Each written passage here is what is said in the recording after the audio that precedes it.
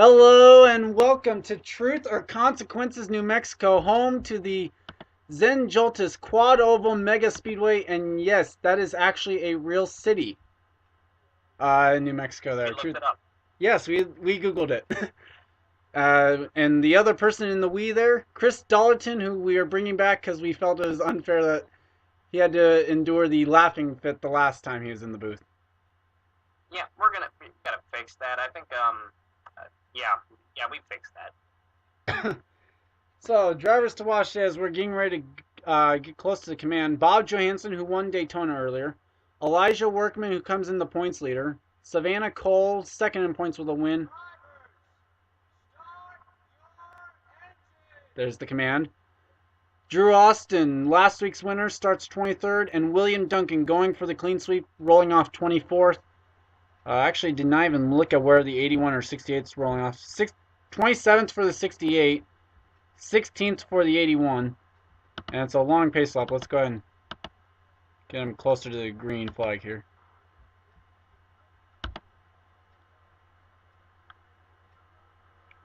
Field spacing out a little bit there. I am hoping that 83 does well. I mean, it's a big monster over there in the Oriole Truck Series. So let's see what that guy'll do. Yeah, it's 16th in points coming in. Yeah, I'm sorry, I'm talking highly about myself. It's fine. Drivers returning from injury today. Jeffrey Buckeye at full strength, as well as Jeff James. Hope they do well in their returns. Although Jeffrey actually did drive through his injury, but was taken out of the car at each first pit stop.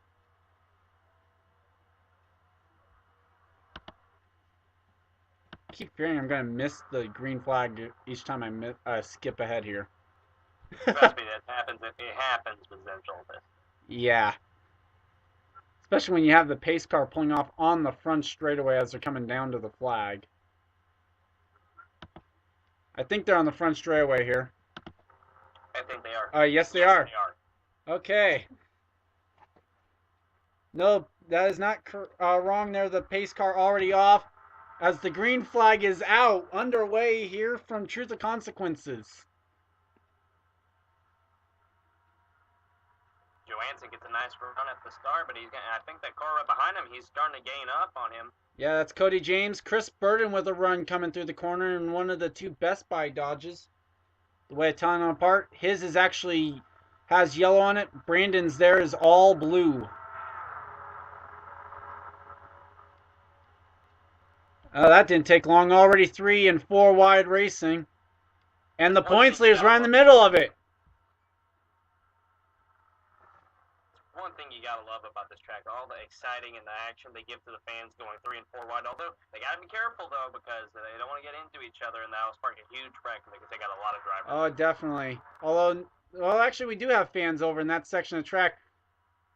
For a second there, I thought they were 5 wide. Hey, they can do it at this track. They can get up to 6.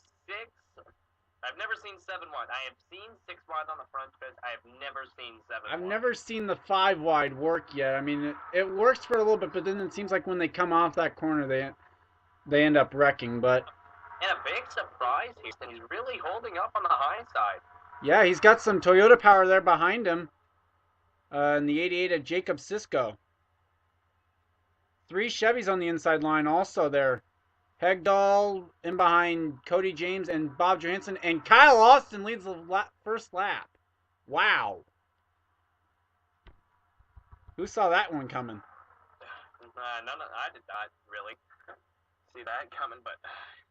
Oh, well, right? He did it. 5 bonus points for the Jones Toyota. As we got cars disappearing from the back. I see him 5 wide back there. Oh, Workman's right in the middle of it still. Duncan's right in the middle of it as well. I don't dare go. Oh, this could be hairy right here.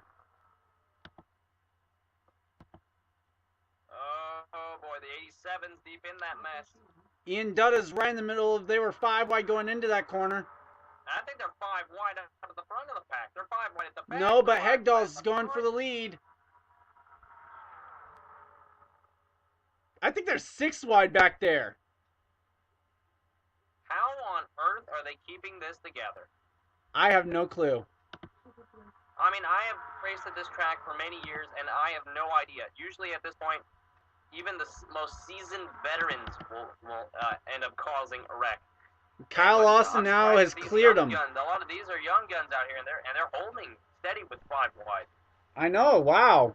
Even the it was a smaller field in the 100 subs race, and they could not hold it. Although I think they made about 5 laps before they wrecked. So we'll see where they are around that number. As we got, I guess you could almost call it a 2-car tandem there, trying to break away. They can see at the rear mirrors there's a lot of action happening behind that, so they're trying to get away as far as possible. Trying to go to a spectator cam, maybe it'll be a little bit better for the frame. Although Cisco now goes to the inside, he's got Johansson behind him. Although also it's kind of... has no help up high this time. Although now he does. Jake Cole.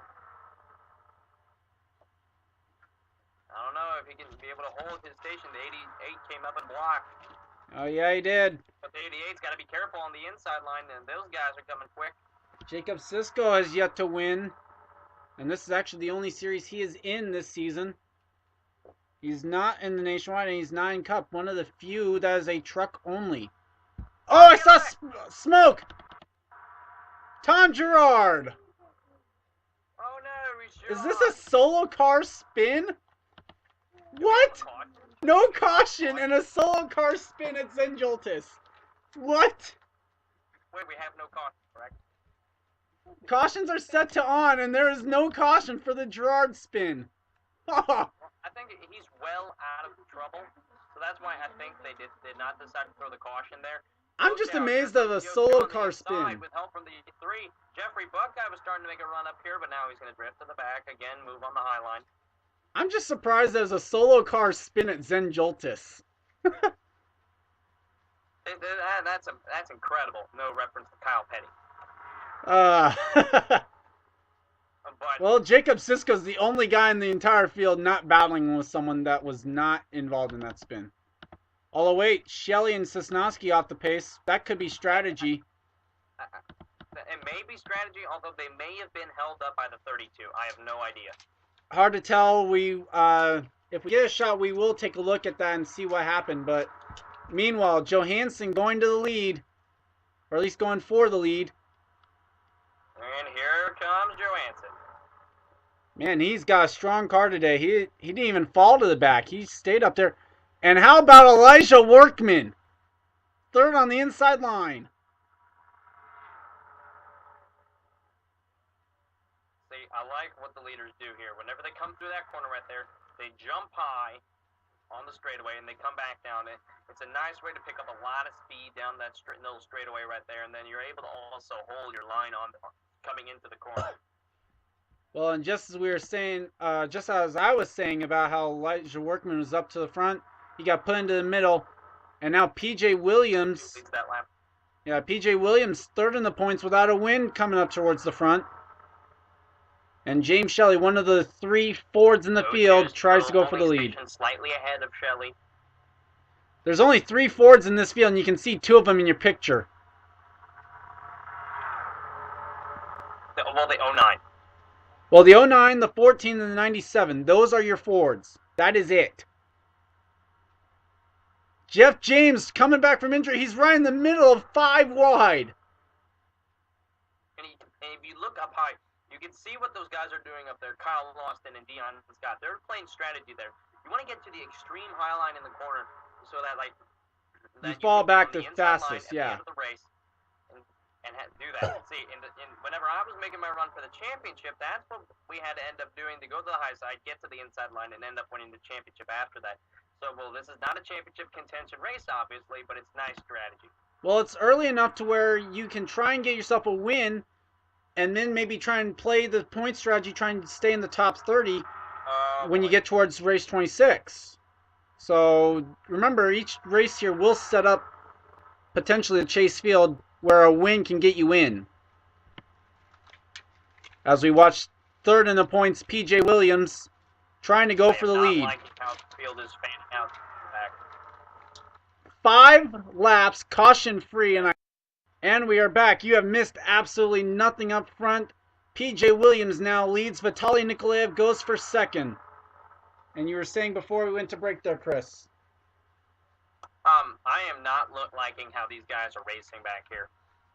Sure, they've been able to hold it for quite some time, but any minute now, somebody may get into the left rear quarter panel, and they could send somebody around, take the entire field with it.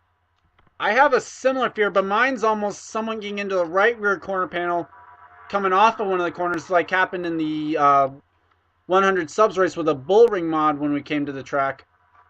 Someone got into the right rear quarter panel coming off of, I believe it was turn number 2, and caused the big one. That's what you got to be careful at any track. You don't want to get into the left rear quarter panel, and if you are a big NR 2003 and you've been following us for a while, you know every time that happens, there usually happens a wreck. There are some cases where they save it, but most of the time, it doesn't happen. Correct. Nick Nauman, the Martinsville winner, is coming up towards the front of the field now.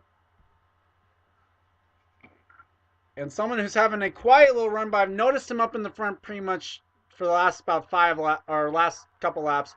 William Duncan in the 13. Mentioned it at the top of the broadcast, trying to become the first guy to win in all 3 series.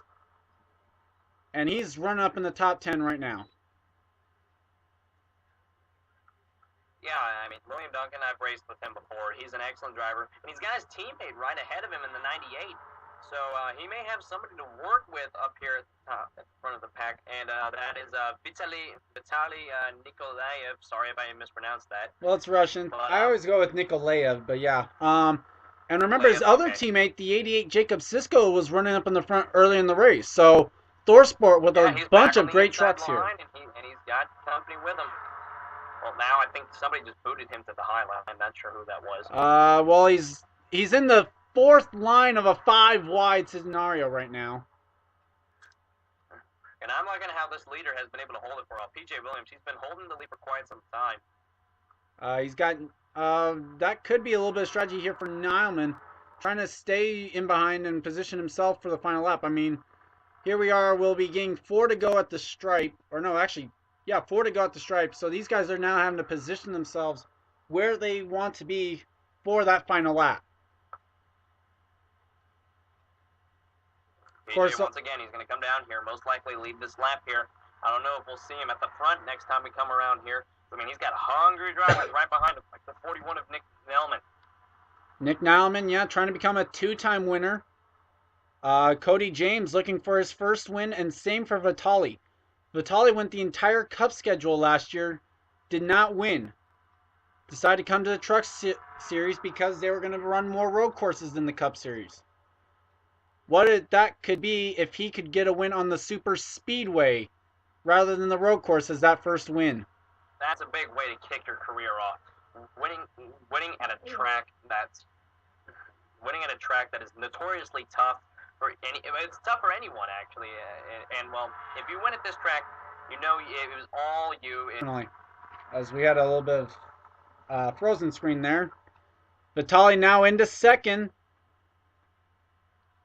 Got Brandon Griffiths going for third. That's James Henry in the 50.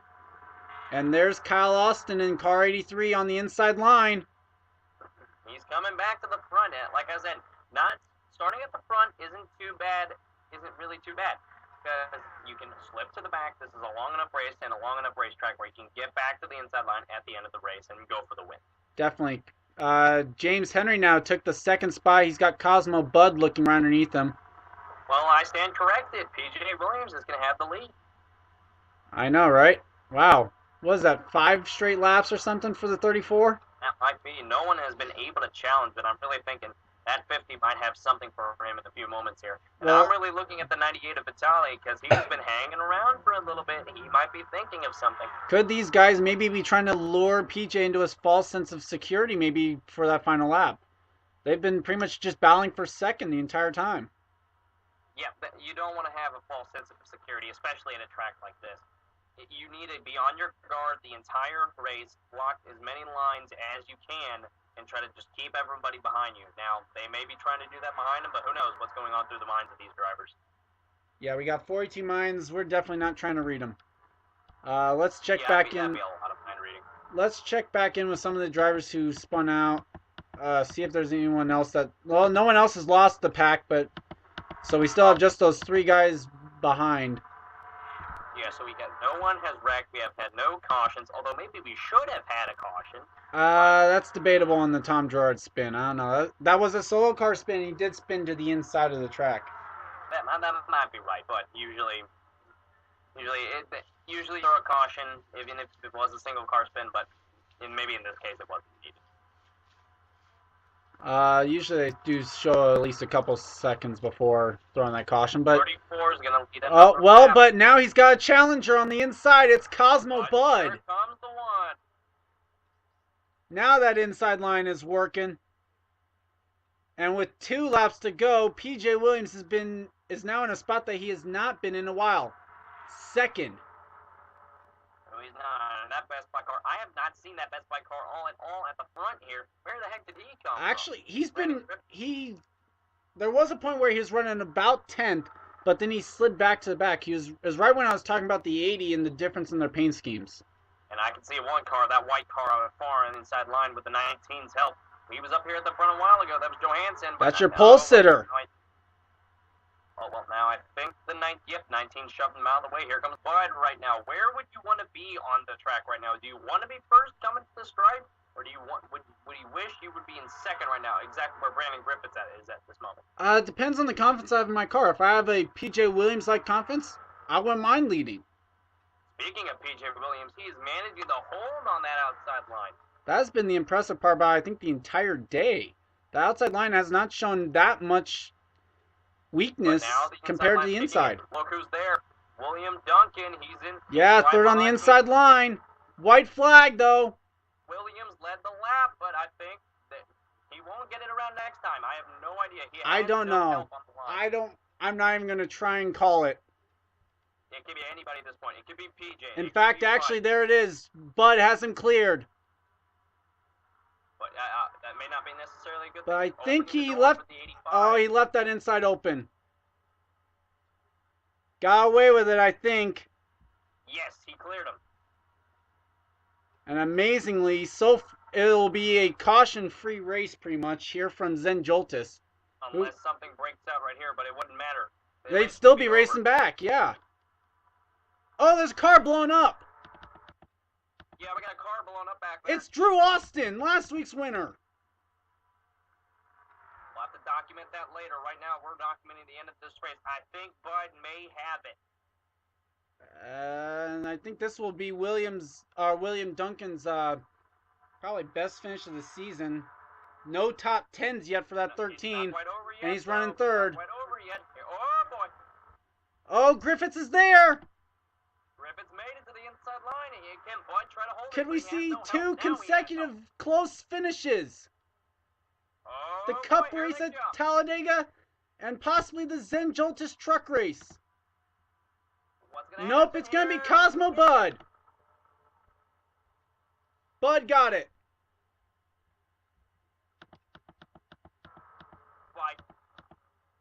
Well, it's not even going to be nearly as close as the Cup race. 100ths of a second.